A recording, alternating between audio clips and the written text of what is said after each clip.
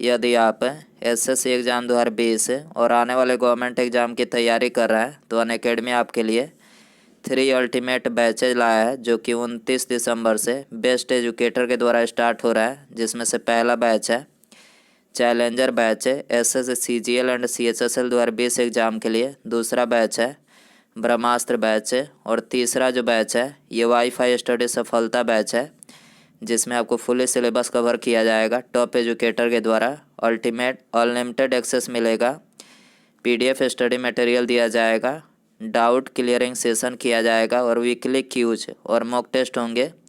ठीक है। यदि अदर किसी गवर्नमेंट एग्ज़ाम की तैयारी कर रहा है, जैसे कि इंटेलिजेंस ब्यूरो 2020 एग्ज़ाम, एमटीएस 2020 और exam cracker batch SSC CGL and CHSL 21-22 की तैयारी कर रहा है, तो आज ही सब्सक्रिप्शन लें, क्योंकि 31 दिसंबर के बाद जो इसकी प्राइस बढ़ा दी जाएगी, तो उससे पहले आप इसका सब्सक्रिप्शन ले सकते हैं। लिंक डिस्क्रिप्शन में दिया गया है। ठीक है। और यदि आप हमारा रेफरल कोड स्टडी और टारगेट यूज करते हैं तो आपको इस पर मैक्सिमम से मैक्सिमम जो है डिस्काउंट देखने को मिलेगा। तो सब्सक्रिप्शन लेते समय कोड ज़रूर यूज करें। ठीक है। साथियों नमस्कार, बहुत स्वागत है हमारे इस चैनल में। दोस्तों इस वीडियो के अंदर अभी हम लोगों के इंडियन पॉलिटी यानी भारतीय राज्य व्यवस्था, इससे रिलेटेड टॉप 40 क्वेश्चन देखने वाले हैं, जो कि आपके आने वाले एग्जाम से railway, NTPC, group D, SSC और दिल्ली पुलिस के लिए काफ़ी इम्पोर्टेंट है। तो आप इस वीडियो को बहुत ध्यान से लास्ट तक देखिए। चैनल पर नया है तो चैनल को सब्सक्राइब कर जो पास वाले घंटे का निशान है उसे भी ऑन कर दें। ठीक है।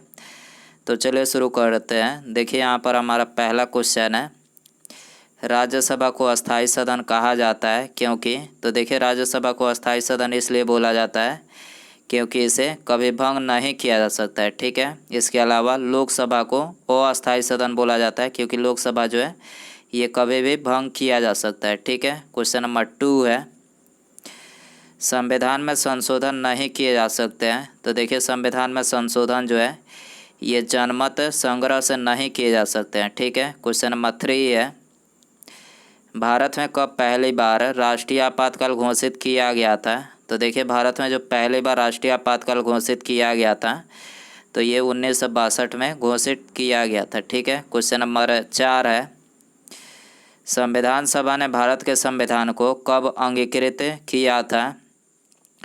तो देखिए संविधान सभा ने ये भारत के संविधान को ये 26 नवंबर 1949 को जो है ये अंगीकृत किया था। और लागू कब किया था, तो ये 26 जनवरी 1950 को लागू किया था। ठीक है। तो यहाँ पर डी करेक्ट हो जाएगा, इनमें से कोई नहीं। ठीक है। क्वेश्चन नंबर 5 है, हमने विश्व के किस राष्ट्र के संविधान से अपने मूलभूत अधिकारों की संकल्पना ग्रहण की है। तो देखिए अपने मूलभूत अधिकारों की संकल्पना जो है ये यूएसए के संविधान से ग्रहण की है। ठीक है। डी करेक्ट हो जाएगा। क्वेश्चन नंबर 6 है, यदि राष्ट्रपति का पद खाली है तो उसे कितनी अवधि के अंदर भरना आवश्यक होता है। तो देखिए यदि राष्ट्रपति का पद खाली है तो उसे 6 महीने के अंदर जो है ये भरना आवश्यक होता है। ठीक है। क्वेश्चन नंबर 7 है, निम्नलिखित में से किसका उल्लेख संविधान में नहीं है। तो देखिए इसे करेक्ट आंसर ऑप्शन डी हो जाएगा, राष्ट्रीय मानवाधिकार आयोग का उल्लेख जो है ये संविधान में नहीं है। ठीक है। क्वेश्चन नंबर 8 है, राज्यसभा के सदस्य का कार्यकाल होता है। तो देखिए राज्यसभा के सदस्य का जो कार्यकाल होता है वो होता है 6 वर्ष का, और लोकसभा के सदस्य का जो कार्यकाल होता है वो होता है 5 वर्ष का। ठीक है। क्वेश्चन नंबर 9 है, निम्नलिखित में से कौन लगातार 2 बार उपराष्ट्रपति निर्वाचित हुए हैं। तो देखिए लगातार 2 बार जो है ये मोहम्मद हामिद अंसारी जो है ये लगातार 2 बार उपराष्ट्रपति निर्वाचित हुए हैं। ठीक है। क्वेश्चन नंबर 10 है, मंत्रिमंडल पद्धति तथा सामूहिक जिम्मेदारी निम्नलिखित में से किस देश की देन है। तो देखिए मंत्रिमंडल पद्धति तथा सामूहिक जिम्मेदारी जो है ये ब्रिटेन देश की देन है। ठीक है। डी करेक्ट हो जाएगा। क्वेश्चन नंबर 11 है, भारत के प्रथम उपराष्ट्रपति कौन थे। तो देखिए भारत के जो प्रथम उपराष्ट्रपति थे वो थे डॉक्टर एस राधाकृष्णन थे। ठीक है। बी करेक्ट हो जाएगा। क्वेश्चन नंबर 12 है, राष्ट्रपति के निर्वाचन से संबंधित विवादों का निर्णय किसके द्वारा किया जाता है। तो देखिए राष्ट्रपति के निर्वाचन से संबंधित विवादों का निर्णय जो है ये किया जाता है सर्वोच्च न्यायालय के द्वारा। ठीक है, क्वेश्चन नंबर 13 है, संविधान के अनुच्छेद 368 का संबंध है। तो देखिए संविधान का अनुच्छेद 368 जो है ये संविधान संशोधन प्रक्रिया से संबंधित है। ठीक है, क्वेश्चन नंबर 14 है, भारत का पहला नगर निगम कौन सा है। तो देखिए भारत का जो पहला नगर निगम है वो है मद्रास। ठीक है, डी करेक्ट हो जाएगा। क्वेश्चन नंबर 15 है, राष्ट्रपति एवं उपराष्ट्रपति दोनों पदों की रिक्तता की स्थिति में कौन राष्ट्रपति का पद संभालता है। तो देखिए यदि राष्ट्रपति और उपराष्ट्रपति दोनों का पद खाली हो तो राष्ट्रपति का पद जो है ये संभालते हैं सर्वोच्च न्यायालय के मुख्य न्यायाधीश। ठीक है, क्वेश्चन नंबर 16 है, इनमें से कौन सा मौलिक अधिकार नहीं है। तो देखिए ये तीनों जो है ये मौलिक अधिकार है। ठीक है, समानता का अधिकार, स्वतंत्रता का अधिकार और शोषण के विरुद्ध अधिकार, यानी ये तीनों जो है ये क्या है, ये मौलिक अधिकार हैं। ठीक है, तो यहाँ पर डी करेक्ट हो जाएगा, इनमें से कोई नहीं। ठीक है, क्वेश्चन नंबर 17 है, किसी भी सदन का सदस्य होते हुए भी संसद में भाग लेता है। तो देखिए किसी भी सदन का सदस्य होते हुए भी संसद में ये महान्यायवादी जो है भाग लेते हैं। ठीक है, ये करेक्ट हो जाएगा। क्वेश्चन नंबर 18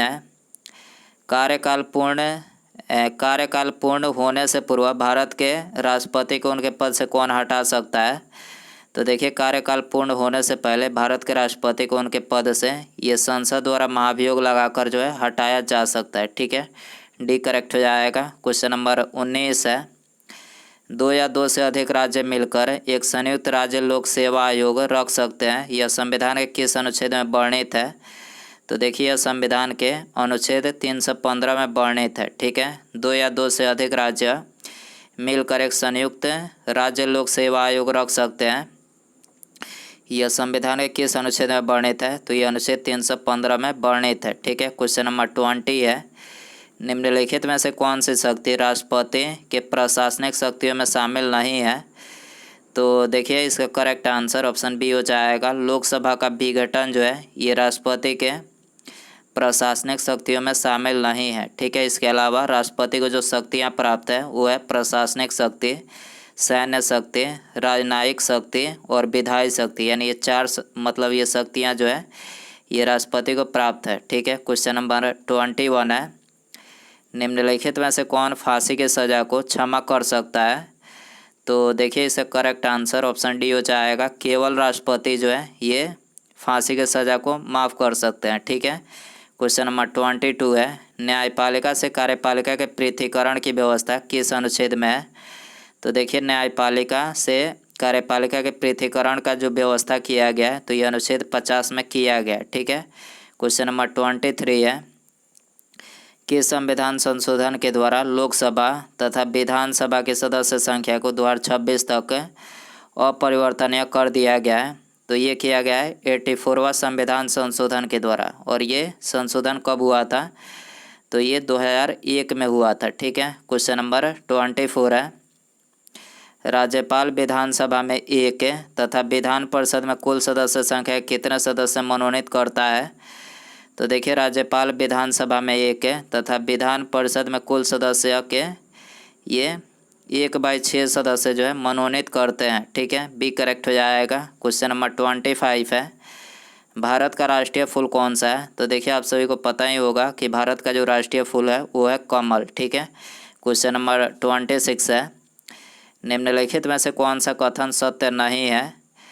तो देखिए इसका करेक्ट आंसर ऑप्शन बी हो जाएगा, दूसरा नंबर जो कथन है ये सत्य नहीं है। ठीक है, संघ की कार्यपालिका शक्ति प्रधानमंत्री में निहित होती है। तो देखिए ये कथन जो है बिल्कुल गलत है, क्योंकि संघ की जो कार्यपालिका शक्ति होती है तो ये किस में निहित होती है, राष्ट्रपति में निहित होती है। ठीक है, क्वेश्चन नंबर 27 है, राष्ट्रपति किसी विधेयक को कितने दिन अपने पास रख सकता है।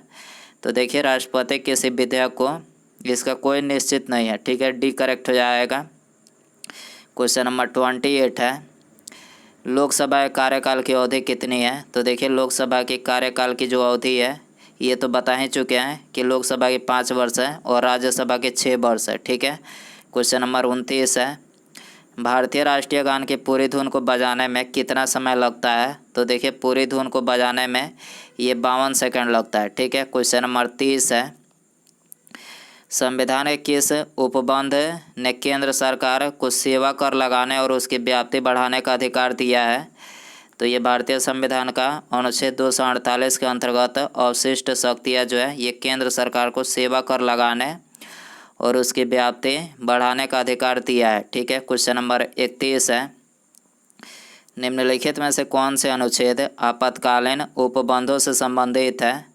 तो देखिए आपातकालीन उपबंधों से ये क्वेश्चन नंबर मतलब ऑप्शन सी करेक्ट हो जाएगा। ये अनुच्छेद 352, 356 और अनुच्छेद 360 यानी ये तीनों जो है ये आपातकालीन उपबंधों से संबंधित है। ठीक है, अनुच्छेद 352 क्या है? तो ये राष्ट्रीय आपातकाल है। अनुच्छेद 356 ये राज्य संवैधानिक आपातकाल है और अनुच्छेद 360 जो है ये है वित्तीय आपातकाल। ठीक है, क्वेश्चन नंबर 32 है, संसद सदस्य को देय वेतन और भत्तों का निर्णय किया जाता है तो किसके द्वारा किया जाता है? तो ये संसद के द्वारा किया जाता है। ठीक है, क्वेश्चन नंबर 33 है, संसद के दोनों सदनों का सत्रवासन करने का अधिकार किसके पास है? तो देखिए संसद के दोनों सदनों का सत्रवासन करने का जो अधिकार है वो है राष्ट्रपति के पास। ठीक है, ये करेक्ट हो जाएगा। क्वेश्चन नंबर 34 है, निम्नलिखित भारतीय राज्यों में से त्रिस्तरीय पंचायती राज प्रणाली सबसे पहले किसने अपनाई थी? तो देखिए सबसे पहले ये राजस्थान ने अपनाई थी और कब अपनाई थी? 2 अक्टूबर 1959 को अपनाई थी। ठीक है, क्वेश्चन नंबर 35 है, अनुच्छेद 352 के अंतर्गत लागू आपात स्थिति के दौरान निम्नलिखित में से कौन से संवैधानिक उपबंध निलंबित रहते हैं? तो देखिए अनुच्छेद 352 के अंतर्गत आपात स्थिति में ये मूल अधिकार जो होते हैं ये मतलब निलंबित रहते हैं। ठीक है, ऑप्शन सी यहाँ पर करेक्ट हो जाएगा। क्वेश्चन नंबर 36 है, किस आयु तक के बच्चों को किसी खान या फिर कारखाने में काम पर नियुक्त करने की मनाही है? तो देखिए 14 वर्ष से कम उम्र के बच्चों को ये खान या फिर कारखानों में काम पर नियुक्त करने पर मनाही है। ठीक है, क्वेश्चन नंबर 37 है, राष्ट्रपति पर महाभियोग का आरोप संसद के किस सदन द्वारा लगाया जा सकता है? तो देखिए संसद के ये किसी भी सदन के द्वारा लगाया जा सकता है। ठीक है, क्वेश्चन नंबर 38 है, उच्च न्यायालय के न्यायाधीश का वेतन किससे दिया जाता है? तो देखिए उच्च न्यायालय के न्यायाधीश का वेतन जो है ये राज्य की समेकित निधि से दिया जाता है। ठीक है, क्वेश्चन नंबर 39 है, शिक्षा के मौलिक अधिकार के अंतर्गत बच्चों की शिक्षा के लिए प्रबंध हेतु बाध्य है। तो देखिए शिक्षा के मौलिक अधिकार के अंतर्गत बच्चों की शिक्षा के लिए प्रबंध हेतु ये राज्य और माता पिता बाध्य है। ठीक है, ऑप्शन बी करेक्ट हो जाएगा। उसके बाद यहाँ पर हमारा अगला क्वेश्चन है, भारतीय राष्ट्रीय ध्वज के चक्र में कितने स्पोक्स यानी तीलियाँ होते हैं? तो देखिए यहाँ पर आपको 4 ऑप्शन दिया गया है। तो दोस्तों आप इसका आंसर जो है कमेंट बॉक्स में ज़रूर बताएं और वीडियो पसंद आए तो वीडियो को एक लाइक ज़रूर करें और चैनल पर नया है तो चैनल को सब्सक्राइब कर जो पास वाले घंटे का निशान है इसे भी ऑन कर दें। ठीक है, मिलते हैं अगले वीडियो में। Thanks for watching.